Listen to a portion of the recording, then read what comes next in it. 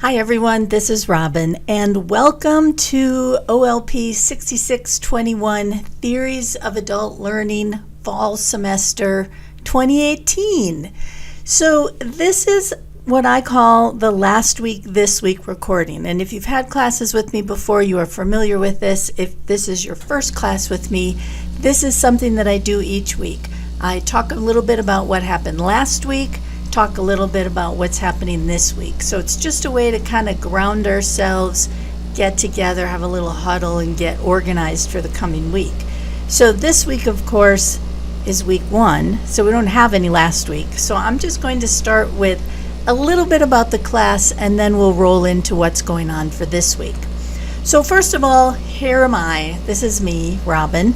And you'll see my contact information on the screen. So you have my email and you have my office number.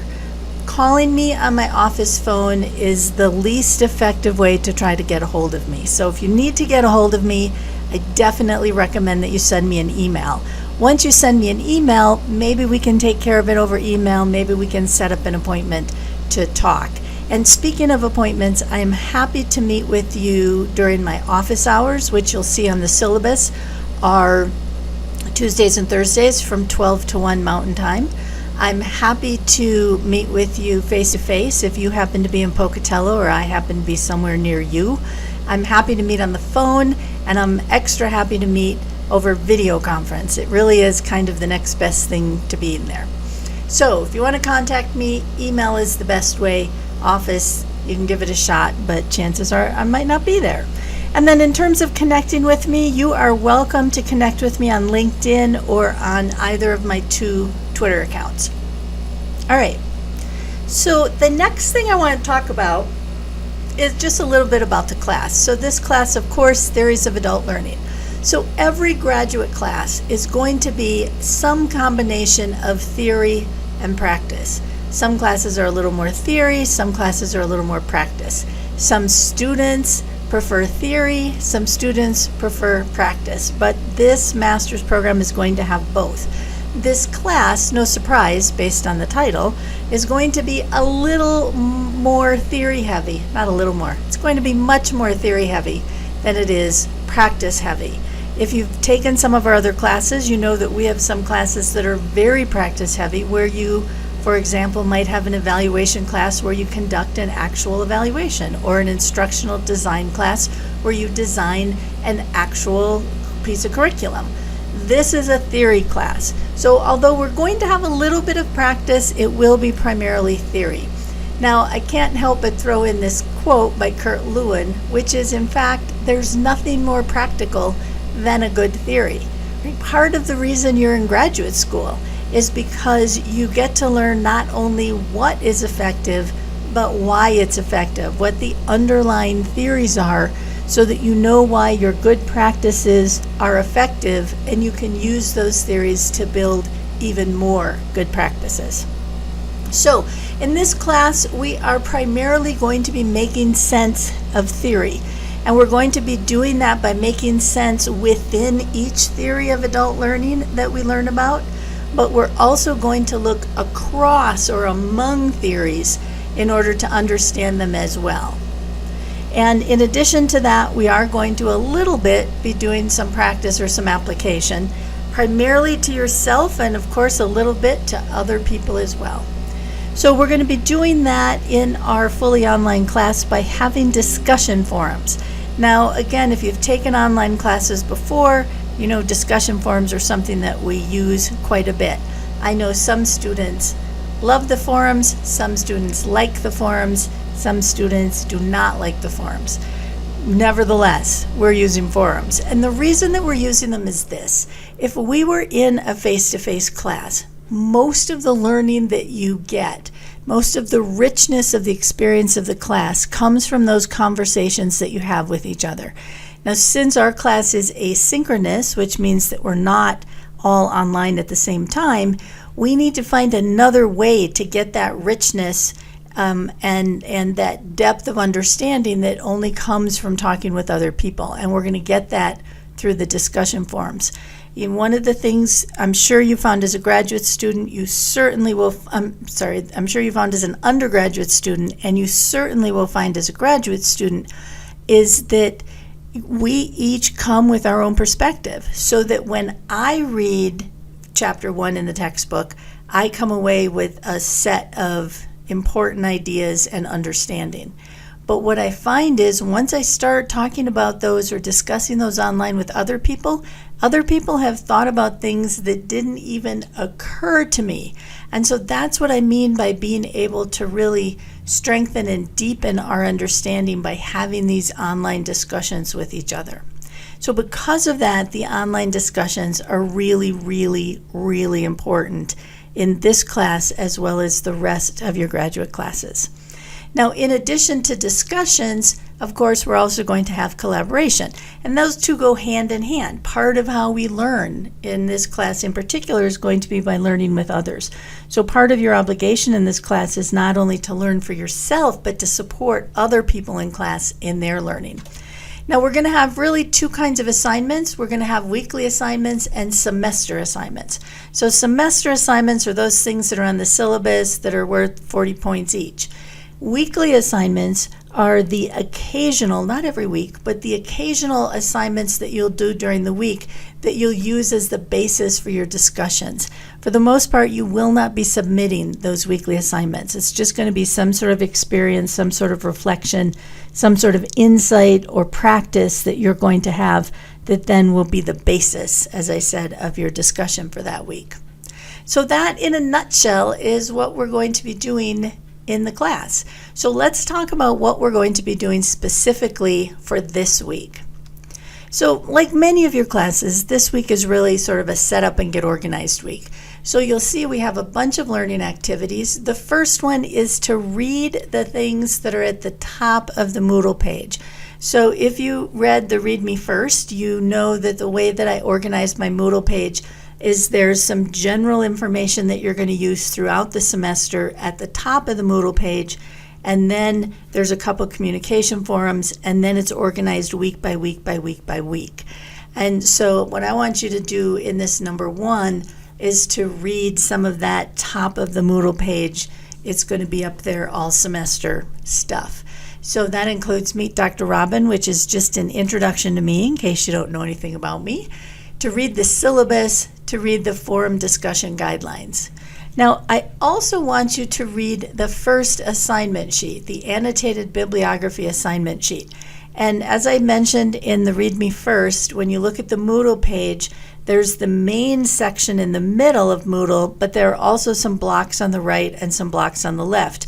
And the upper right block are the assignment sheets for the whole semester. So if it were me, I would be reading all of them. But I want you for sure to read the annotated bibliography assignment sheet because that is the assignment that's going to be coming up first in this class.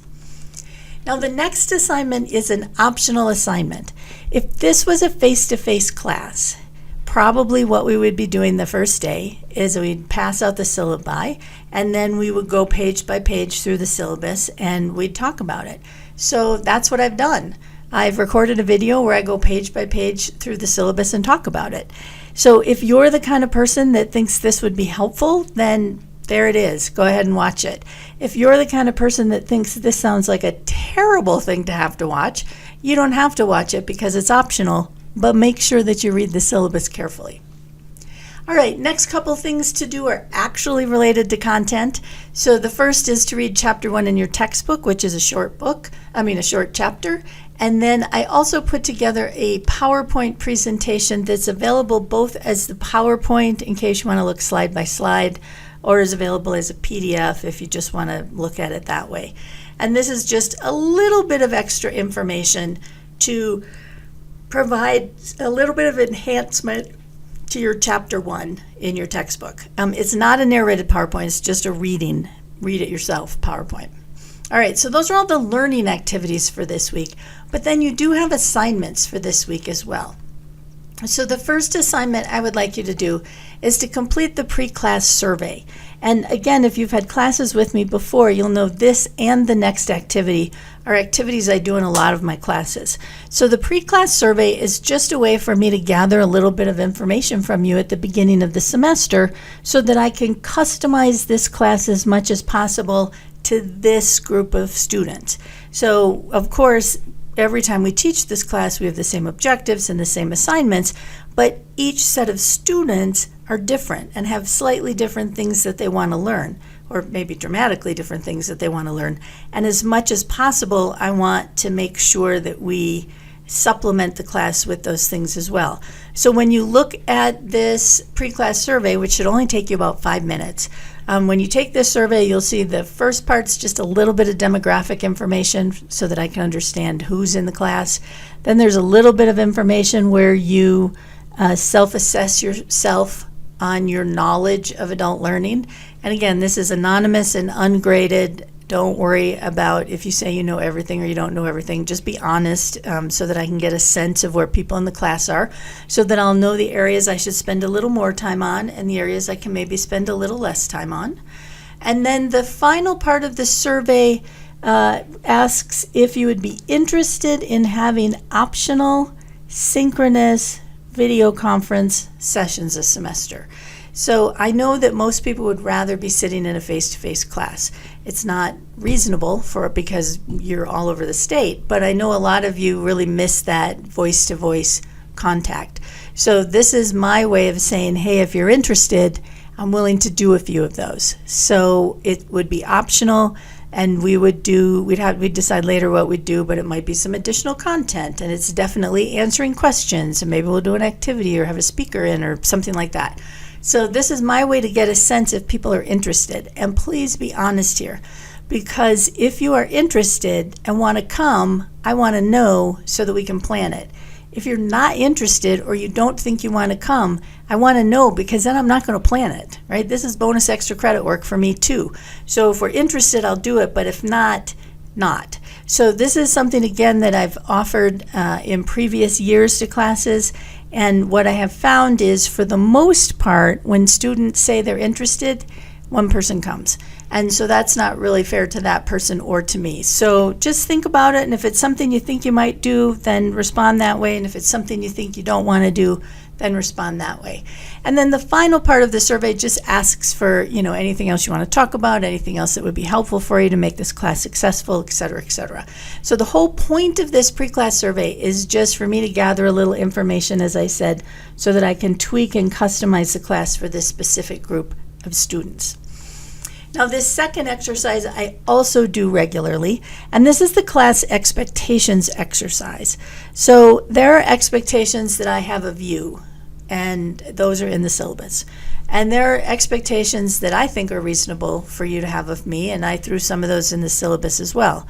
But I know there's more expectations than you have of me than what I have written down there. And there might be more expectations that you think it's reasonable for me to have of you.